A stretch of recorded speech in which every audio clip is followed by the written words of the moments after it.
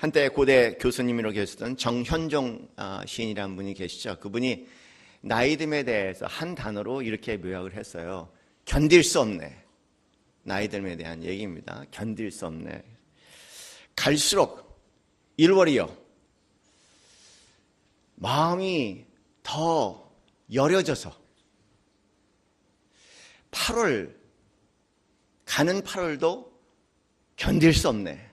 그러니까 그 8월에 긴 더위를 거쳐서 끝마무리에 가서서 정말 힘드셨나 봐요. 그런데 그렇게 가면 끝날 줄 알았는데 계속 이어지는 시는 그렇게 나오죠. 9월도 10월도 견딜 수 없네. 그렇게 얘기하십니다. 흘러가는 것들을 견딜 수 없네. 사람의 일들, 변화와 아픔을 견딜 수 없네. 있다가 없는 것, 보이다가 안 보이는 것, 견딜 수 없네. 시간을 견딜 수 없네. 시간의 모든 흔적들, 그림자들, 견딜 수 없네. 모든 흔적은 상처의 흔적이니 흐르고 변하는 것들이요, 아프고 아픈 것들이요. 나이듦에 대해서 그렇게 얘기를 하세요. 오래전에 읽었던 시인데 이 시가 갑자기 제 마음에 들어온 이유는 그때 이해하지 못했던 나이듦에 대한 이해를 하게 된 것이 아니었나. 그전에는 화를 내도 멀쩡했었는데 지금 한번 화를 내면은 한 일주일 몸이 아파. 내 아픔이 아니라 누구의 아픔의 얘기를 들어도, 누구의 슬픈 얘기를 듣고 누구의 고통 얘기를 들어도 젊었을 때는 다음 날이면 잊어먹었는데 지금은 일주일을 내 고통과 내 아픔과 내 슬픔이 아닌데도 불구하고 끙끙 앓아야지 일어날 수 있는 그런 세월을 경험하면서 정말 이 표현이 맞다. 견딜 수 없다. 그래서 가끔 가다가 나이듦에 대해서 때로는 주님 좀 빨리 데려가시면 그런 마음에 소원을 갖기도 하는가 봐요. 나이 들면서 더 쉽게 흥분하고 어떻게 보면은 더 쉽게 섭섭해지고 나이 들면서 벼가 익은 것처럼 더 성숙해지고 고상해져야 되는데 그렇지만은 않은 것 같아요. 우리 목사들 모임에 한 목사가 원로 목사님들 예배드리는데 갔다 오셔서 아주 크게 시험이 들었더라고요. 왜냐하면 뭘 그 어르신들이 그렇게 섭섭한 게 많은지 젊은 목사들에 대해 그렇게 흥분하고 욕을 하시더래요. 사실 그 젊은 목사가 누구의 자식들이겠습니까? 그렇지만 그 나이가 되면은 그게 다 보이시고 섭섭한 마음들이 많이 드시는 것 같아요. 참 나이듦이란 것은 나날이 마음이 더 여려져서 견디기 힘든 세월이 되는 게 아닌가, 그런 생각도 갖게 됩니다. 오늘 본문에 아브라함의 나이가 등장합니다. 그렇죠? 몇 세요? 99세. 그러니 사라의 나이는 89세. 충분히 견딜 수 없네 라고 얘기할 수 있는 나이죠. 느닷없이 거두절미하고 어느 날 하나님께서 자식을 갖지 못하는 절망 가운데 있는 이 아브라함에게 나타나셔서 그 마음에 이해할 수 없는 감동과 은혜를 허락하시고 그 약속을 받아들이게 하셨습니다. 그런데 그 약속을 한 지가 25년이 지났고 그리고 나이가 벌써 99세, 89세가 됐습니다. 여러분, 그 약속 아시잖아요. 창세기 12장에 하신 약속의 말씀. 내가 너로 인하여 내가 너로 큰 민족을 이루겠고 내게 복을 줘 내 이름을 창대하게 하리니 너는 복이 될지라. 너를 저주하는 자를, 너를 축복하는 자에게 복을 주고 너를 저주하는 자에게 내가 저주하리라. 그렇게 말씀하시면서 땅의 모든 족속이 너로 말미암아 복을 얻게 될 것이라고 약속을 하셨어요. 그게 25년이 지났죠. 근데 여전히 약속은 아직 약속으로 남아 있습니다. 그런데 이번에는 더 나아가서 아브라함에게 할례할 것을 요구하고 계십니다. 할례, 일종의 현대 표현으로 얘기하면 포용수술에 해당나는 말이고요. 원래 히브리어는 브리트 밀랄이라는 단어입니다. 이 브리트라는 말은 언약이라는 뜻이고 밀랄이라는 말은 이 할례를 얘기하니까 이 뜻은 무슨 뜻이냐면 언약의 할례, 다시 말해서 하나님께서 약속하신 아브라함 12장 1절, 2절 말씀에 그 징표로 할례를 요구를 하시는 겁니다. 오늘날 표현으로 얘기하면 쉽게 얘기해서 이제 아브라함이 아마 자주 잊어먹나 봐, 약속의 말씀을. 그러니까 잊지 못하게 아주 문신을 박아라! 뭐 이렇게 아마 느껴볼 수 있는 표현이 아닐까. 예, 문신 있지 않습니까? 문신. 사실 이 할례라는 단어, 언약의 할례라는 뜻은 에레미야 30장 22절 말씀에 내가 너의 하나님이 되겠고 너는 나의 백성이 되겠다는 이 언약의 징표이기도 합니다. 그러니까 만약에 이 할례라는 것을 이상하게 생각하지 마시고 오늘 표현에 의하면 문신을 박는 거나 마찬가지예요. 등에 박든 팔뚝에 박든 가슴에 박든 배에 박든 문신을 박는데 그냥 뭐냐면 나는 너의 하나님이 되겠고 너는 나의 백성이 되리라 라는 문신을 박았다고 생각하시면 되죠. 예, 그러니까 이제는 몸에 새겨주셨으니 아브라함도 더 이상 잊지 못하겠죠. 그런 시각적인 레슨을 오늘 본문 말씀에 허락해 주시는 것 같아요. 그런데 아브라함의 반응이요. 제가 성경에 제일 좋아하는 부분이 요 창세기 17장이에요. 너무나 극적이야.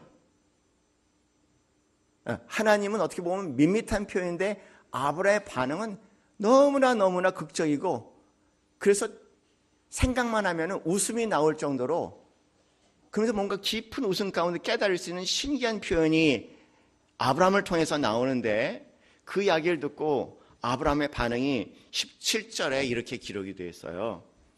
아브라함이 엎드려 그렇게 얘기하죠. 그렇죠? 엎드려. 왜냐하면 깜짝 놀란 거예요. 하나님이 갑자기 느닷없이 나타났으니까 부인할 수 없는 하나님의 임재하심을 느끼고 그 앞에 뭐 생각도 할 여를 없이 경건한 마음으로 우리도 하나님 만나면 그렇게 될 겁니다. 그냥 엎드렸어요. 그런데 그 말씀을 들으면서 하나님의 말씀을 들으면서 속으로 너무나 재미난 표현이에요. 웃으며 마음 속으로 이르되 뭐라 했습니까? 한번 읽어보세요. 시작. 100세 된 사람이 어찌 자식을 낳을까? 사라는 90세나 되니 어찌 출산하리요? 웃을 만한 일이죠. 엎드려 웃을 만한 일이죠. 속으로. 75세, 65세 됐을 때는 그래도 그때는 곧 올 것 같은 기대감으로 가질 수 있다고 생각하는데 25년이 지난 거예요. 25년이 지났습니다. 25년이 지났는데도 그 약속이 아직도 이루어지질 않아요. 그리고 내 나이는 99세고 내 아내 나이는 89세가 됐어요. 그런데 하나님께 오셔서 이삭을 낳게 하고 그리고 큰 민족을 이루겠다는 이야기를 들을 때 여러분은 어떻겠어요? 할렐루야 아멘 그러시겠어요? 그렇지 않으면 웃으시겠습니까? 이분을 믿음 없다 얘기하는 것은 아닌 것 같아요. 당연한 반응이죠. 아주 당연한 반응입니다.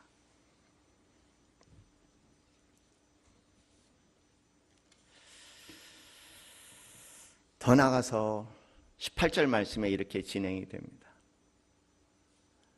아브라함이 이에 하나님께 이르되, 여기에는요 원래 앞에 웃음도 약간 그 말씀을 듣고 그냥 웃음이 아니야, 일종의 비웃음이야. 그렇잖아요. 그 표현을 보면 그 웃음이 비웃음이라는 걸 아시잖아요. 일종의 빈정거리는 웃음이었습니다. 그리고 18절 말씀에 등장하는 것은 빈정거림이 한층 더 격화되는 것 같아요. 아브라함이 이에 하나님께 아뢰되, 이 단어가, 이 조사가 너무 마음에 들어. 한번 보세요. 제가 읽을 테니까 그 뒤에 여러분 읽으세요. 시작. 이스마엘, 다시 한번 이스마엘. 이 표현이 그렇게 재밌어요. 그렇잖아요. 하나님 제발 좀 그만 웃기세요. 어쨌든 이스마엘을 주셨으니까 그냥 이스마엘이나 축복하셔서 이스마엘이나 살아있게 하시고 이스마엘이나 계속해서 내 뒤를 잇게 해주세요. 그만하세요. 나도 지쳤습니다. 지칠만 하지 않아요? 이거 웃기는 얘기 아니겠습니까? 그만하세요. 그만하세요, 제발. 우리가 살다 보면은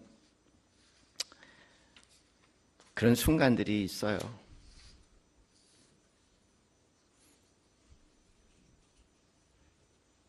그런 순간들이 종종 옵니다.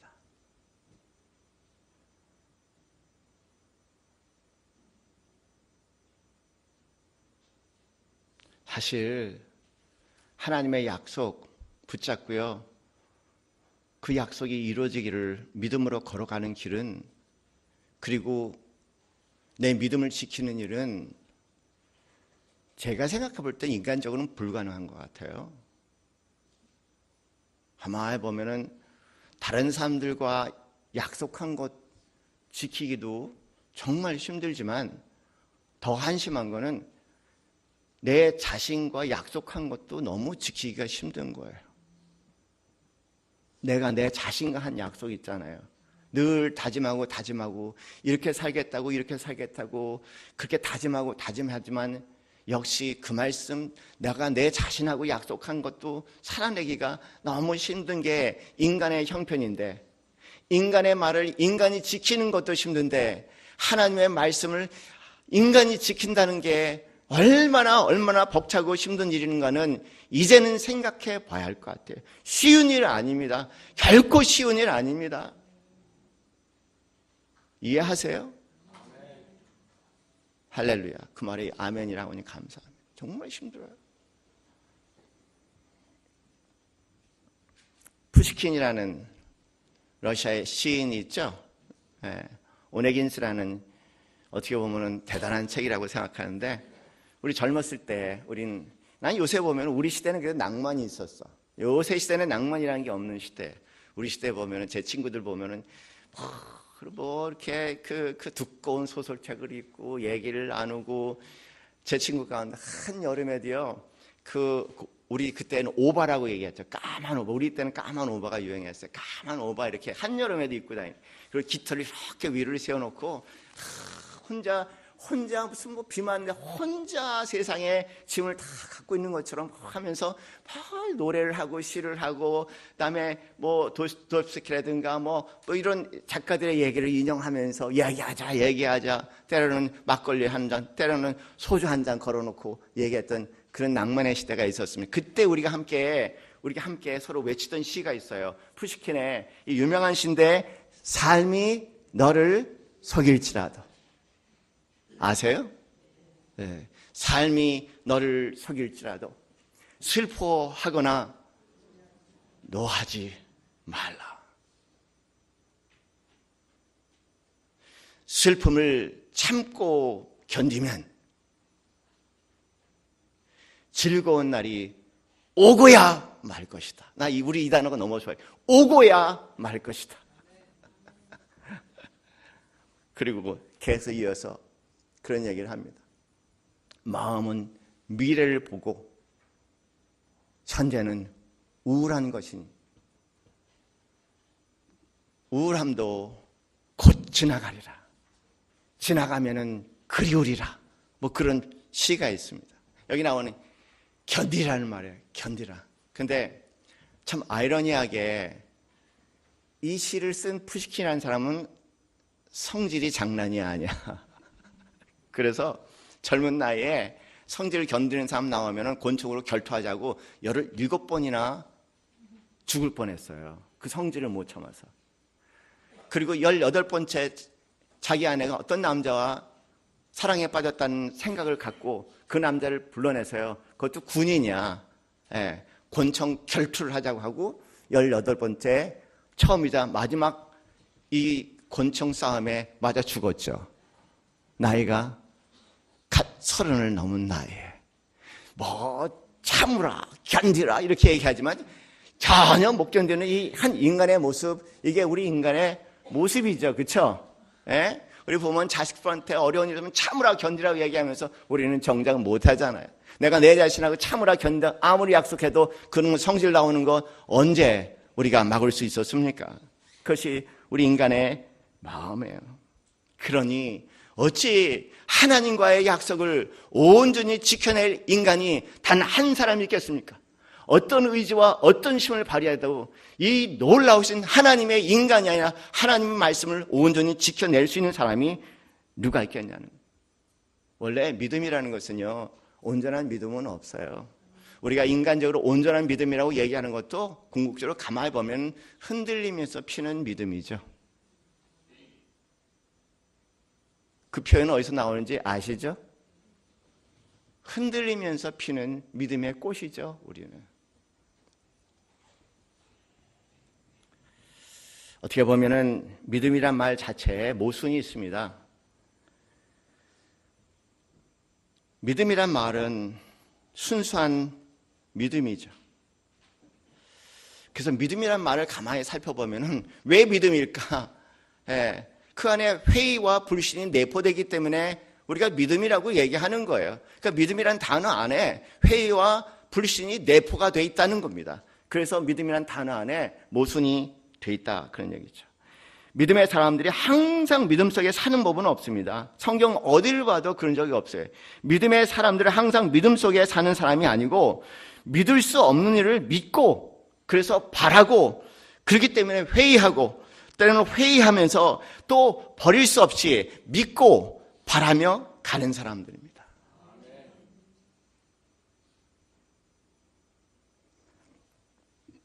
결과적으로 우리는 하나님의 위대한 약속을 믿고 걸어나가는 흔들리면서 믿음의 꽃을 피는 사람들입니다. 사랑하는 성도님들, 흔들린다고 나무라지 마세요.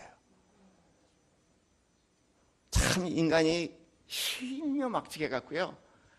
내가 힘이 있을 때는 네가 흔들리고 내가 흔들릴 때는 네가 힘이 있더라고요. 그리고 끊임없이 서로 흔들린다고 지적질해. 성경에 어딘데 그런 거 없어요.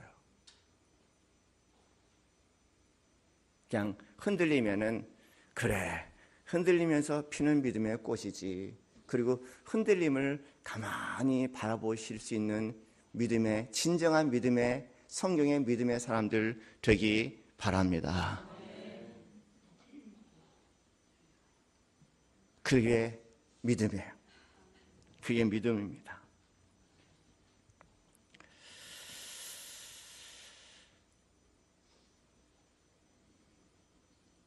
18절 말씀에 그렇게 기록되어 있잖아요.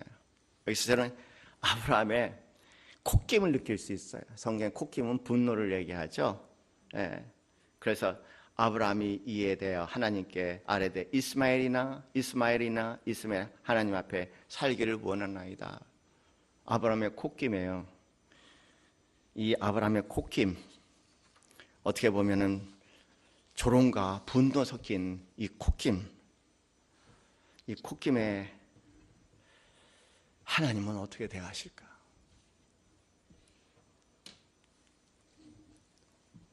19절은 그렇게 진행이 됩니다. 하나님이 이르시되 아니야.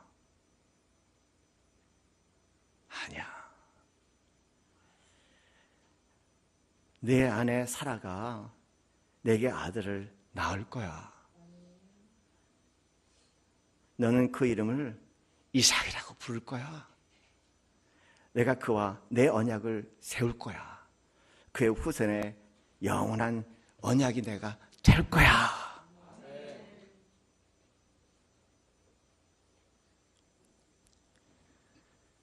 어느 학자는 히브리 문헌과 그리고 그리스 문헌을 연구하면서 아주 대조적인 표현을 발견합니다.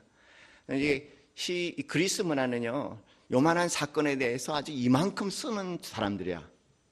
굉장히 디테일하게, 예.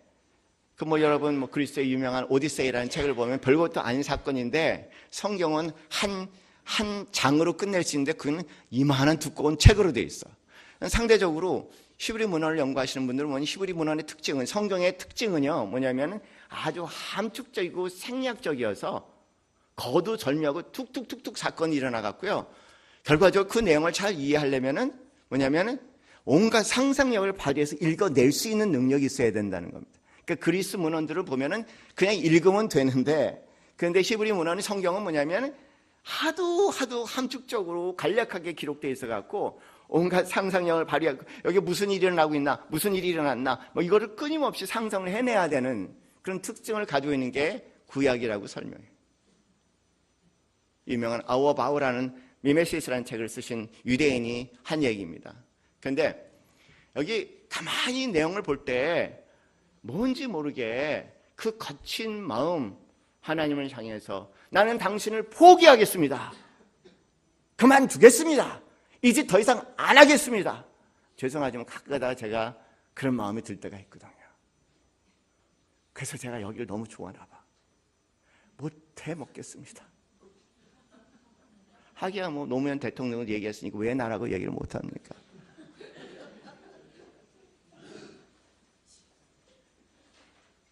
저는 이 말씀이 얼마나 은혜가 되는지 몰라요, 저한테요. 아브라함의 모습. 근데 더 큰 은혜가 되는 것은요, 뭐냐면 하나님의 다가오시면 어떻게 무엇을 하셨는지는 모르겠지만 20절 이하의 말씀을 보면은요, 뭔가 아브라함의 마음에 큰 감동이 생긴 거예요. 살 수 없는 것을 살아낼 수 있는 은혜가 아브라함의 마음에, 아브라함의 의지가 아니라 하나님의 은혜가 임해서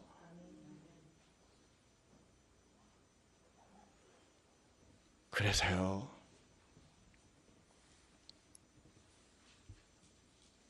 아브라함이 자신에게 할례식을 거하고 이스마엘에게 할례식을 거하고 자기에 속한 모든 자들에게 할례식을 거하는 이 순종의 장면을 여기 기록했는데, 제가 기억하고 싶은 것은 이 순종은 아브라함의 의지의 발동이 아니라 오직 하나님의 인자하시고 신실하신 은혜 아니겠습니까? 그 이상 어떻게 읽어낼 수 있습니까? 원래 인생이란 게 그래요. 최동호 교수는 인생이라는 시에서 그렇게 얘기합니다. 걷어치워라. 걷어치워. 참말로 거짓 없고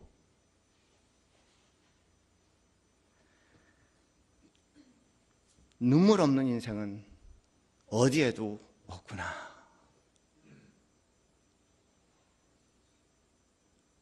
참 놀라운 얘기예요.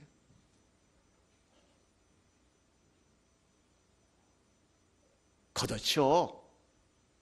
이런 얘기, 저런 얘기 걷어치워. 참말로 내가 얘기하겠는데 거짓 없고 눈물 없는 인생은 어디에도 없구나. 마치 로마서 3장 말씀에 의인은 없나니 하나도 없다고 말씀하신 그 말씀을 그분은 그렇게 표현하는 것일까? 우리의 모습입니다. 우리의 모습입니다. 알고 보면 내가 그분을 만난 것도 아브라함이 하나님 만난 것처럼 하나님의 은혜였고, 수없이 흔들거리고 넘어지고 또 일어나게 하시고 그 길을 걸어가게 하는 것도 또 하나님의 은혜 외에는 우리의 신앙의 과정을 어떻게 설명할 수 있을까? 그런 것 같아요. 이 신앙의 여정은 걸음걸이 같아. 걸을 줄 모르는 한 어린아이가 어느 날 신들림을 받아서 벌떡 일어나서 걷기 시작을 합니다.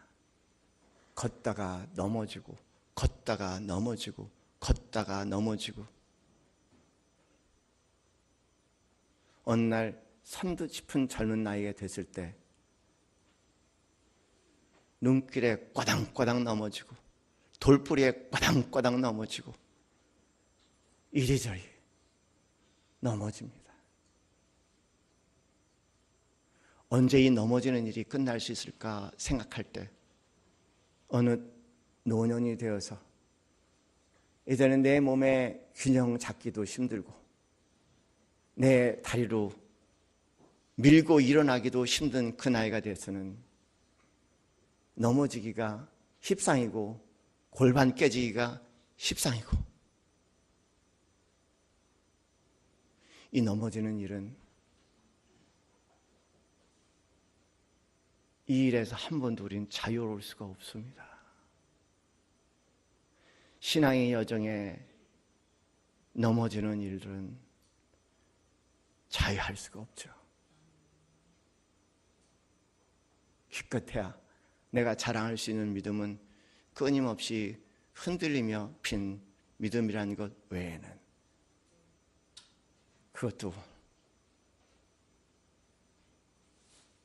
하나님께서 허락해 주시는 은혜의 길 아니라면 어떻게 이 숨막히는 믿음의 여정 여기까지 올 수 있겠습니까? 그렇죠? 조 권사님.